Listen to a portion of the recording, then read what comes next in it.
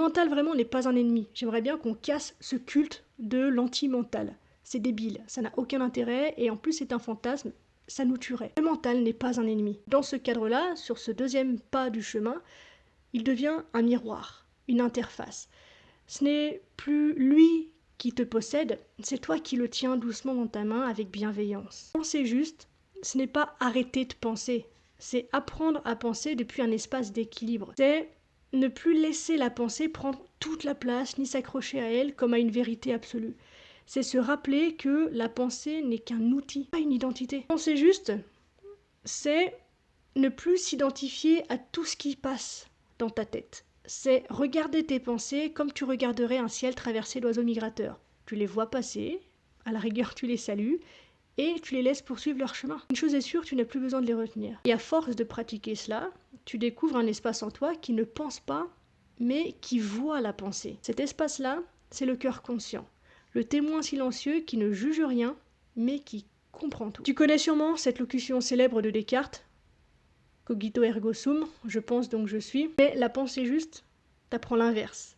Elle t'invite à sentir, je sens donc je peux penser. La pensée n'est plus la preuve de ton existence, elle devient une de ses expressions possibles. Quand tu reviens à cet ordre naturel, la pensée retrouve sa légèreté, sa créativité, sa beauté. Elle redevient ce qu'elle aurait toujours dû être, un courant de conscience qui joue, qui relie, qui invente. Alors seulement tu commences à voir différemment.